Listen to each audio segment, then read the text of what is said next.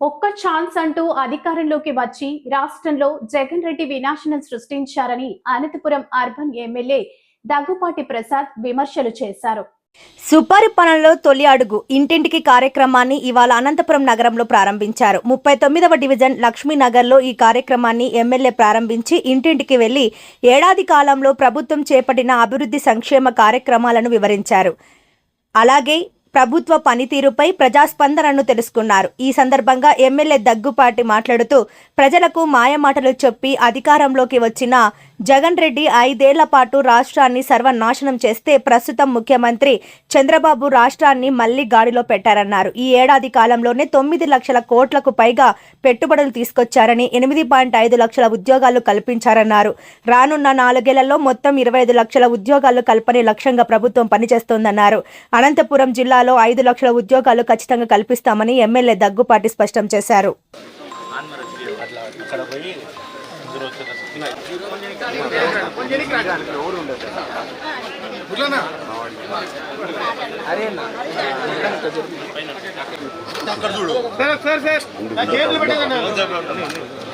Sir ఒకసారి ఇక్కడ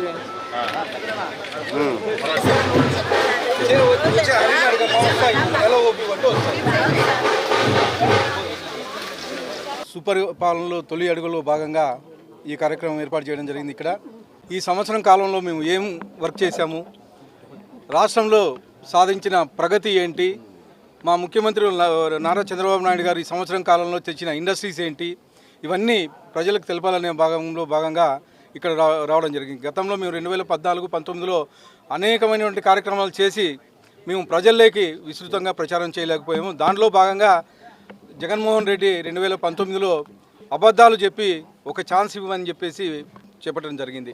గత 5 ఏళ్లలో మీకు తెలుసు ఎంత వినాశనం చేశారు. ఆ వినాశనం నుంచి అభివృద్ధి వైపు మళ్ళీ సంవత్సరం కాలంలోనే ఒక గాడి మీద పెట్టారు రాష్ట్ర ముఖ్యమంత్రి వారు.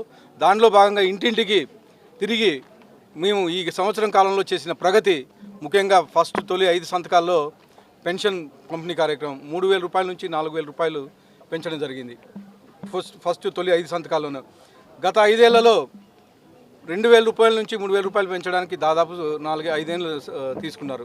కేవలం 1,000 రూపాయలు పెంచడానికి 5 సంవత్సరాలు తీసుకుంటే మా ముఖ్యమంత్రి వర్యులు తొలి సంతకంతోనే 1,000 రూపాయలు పెంచారు. అలాగే ముఖ్యంగా అన్న క్యాంటీన్లు దాదాపు 204 అన్న క్యాంటీన్లు ఓపెన్ చేయించి ఈరోజు కేవలం 5 రూపాయలతోనే భోజనం పెట్టడం జరుగుతుంది. మా విద్యాశాఖ మంత్రులు 16,347 డిఐసి ఉద్యోగాలు రిలీజ్ చేసి ఈరోజు వచ్చే 2 నెలల్లో అవగాహన పూర్తి చేసి టీచర్ ఉద్యోగాలు కల్పించడం జరుగుతుంది. ముఖ్యంగా అనంతపురం లాంటి వెనుకబడిన ప్రాంతంలో గతంలో మా ముఖ్యమంత్రి వర్యాలు కియా తీసుకొచ్చారు. ఈరోజు దాదాపు అనంతపురం నుంచి 35,000 ఉద్యోగాలు ఓన్లీ కియా పరిశ్రమ ద్వారానే వచ్చాయి. ఇవే కాకుండా అనేకమైనటువంటి ఇండస్ట్రీస్ వస్తున్నాయి.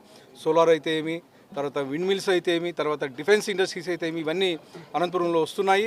కనీసం అనంతపురంలో మినిమం ఎంత లేదనుకున్నా 5 లక్షల ఉద్యోగాలు అనంతపురం జిల్లా ఉమ్మడి జిల్లా కల్పిస్తారని చెప్పేసి మేము ఆశిస్తాం.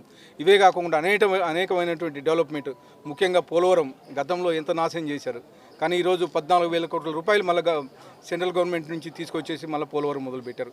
అలాగే అమరావతితో 3 ముక్కులు ఆట ఆడుకున్నారు. కానీ ఈరోజు మళ్ళా 40,000 కోట్ల రూపాయలతో అమరావతిని నిర్మించి ప్రపంచంలోనే నంబర్ 1 క్యాపిటల్గా చేసే విధంగా మా ముఖ్యమంత్రి చర్యలు తీసుకుంటున్నారని చెప్పి తెలియజేస్తూ